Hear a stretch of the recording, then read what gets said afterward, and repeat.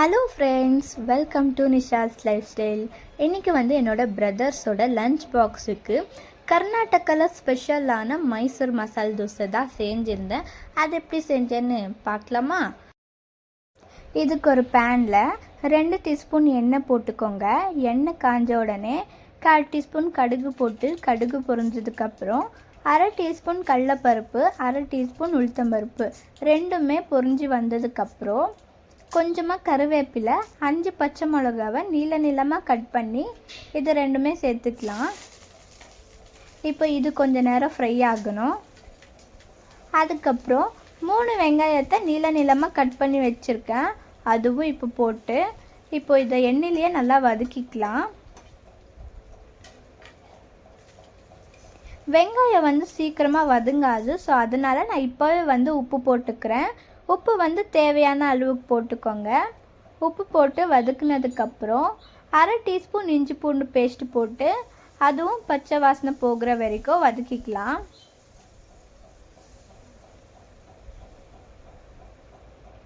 இப்போது 1/4 டீஸ்பூன் மஞ்சள்தூள் போட்டுக்கோங்க.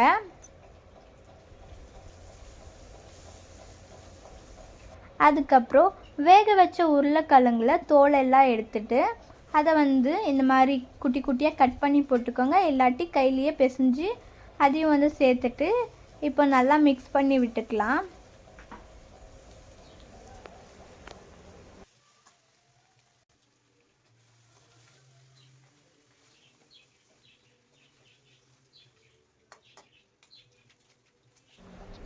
இப்போது கொஞ்சமாக தண்ணி தெளித்து மிக்ஸ் பண்ணிக்கலாம்.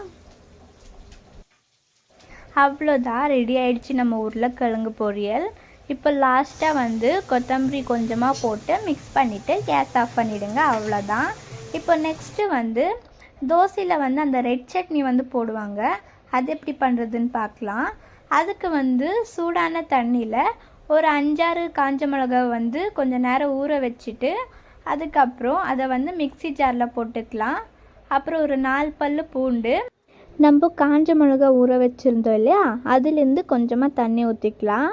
அப்புறம் தேவையான அளவுக்கு உப்பு போட்டு இதை நைஸ் பேஸ்ட்டாக ருப்பி எடுத்துக்கலாம். பாருங்கள், இந்த மாதிரி நைஸ் பேஸ்ட்டாக ருப்பி எடுத்துக்கோங்க. இது இருக்கட்டும். இப்போ தோசை ஊற்றிக்கலாம். தோசை மெல்லிசாக ஊற்றிக்கோங்க. அப்போ தான் சாப்பிடும்போது மொறு மொறுன்னு சூப்பராக இருக்கும். அந்த கார சட்னியோட அப்புறம் அந்த உருளைக்கிழங்கு பொரியலோடு வச்சு சாப்பிடும்போது சூப்பராக. இப்போது நான் 1 டீஸ்பூன் நெய் போட்டுக்கிறேன். நீங்கள் பட்டர் கூட போட்டுக்கலாம். அதுவும் டேஸ்ட் நல்லா தான் இருக்கும். அப்புறம் நம்ம ருப்பி வச்சோம் இல்லையா அந்த கார சட்னி, அதுலேருந்து 1 ஸ்பூன் எடுத்து எல்லா பக்கமும் ஸ்ப்ரெட் ஆகுற மாதிரி போட்டுக்கலாம். உங்களுக்கு எவ்வளோ வேணுமோ அவ்வளோ காரம் நீங்கள் போட்டுக்கலாம். நான் நிறைய போட்டுக்கிறேன். ஏன்னா எங்கள் வீட்டில் காரம் ஜாஸ்தி சாப்பிடுவாங்கன்றதுனால நீங்கள் கம்மியாகவும் போட்டுக்கலாம், ஜாஸ்தியும் போட்டுக்கலாம். இப்போது நம்ம செஞ்சு வச்சுருந்தோம் இல்லையா உருளைக்கிழங்கு பொரியல், அதிலிருந்து கொஞ்சம் எடுத்து வச்சுக்கலாம். தோசை பாருங்கள் எவ்வளோ மொறு மொறுன்னு இருக்கன்னிட்டு, டேஸ்ட்டுமே சூப்பராக இருந்துச்சு. இதுக்கு தேங்காய் சட்னி வச்சு சாப்பிட்லாம், நல்லாயிருக்கும். அவ்வளோதாங்க, ரெடி ஆயிடுச்சு நம்ம மைசூர் மசால் தோசை. இந்த ரெசிபியை நீங்கள் ட்ரை பண்ணி பாருங்கள். சப்ஸ்கிரைப் பண்ணுங்கள், சப்போர்ட் பண்ணுங்கள். பாய்.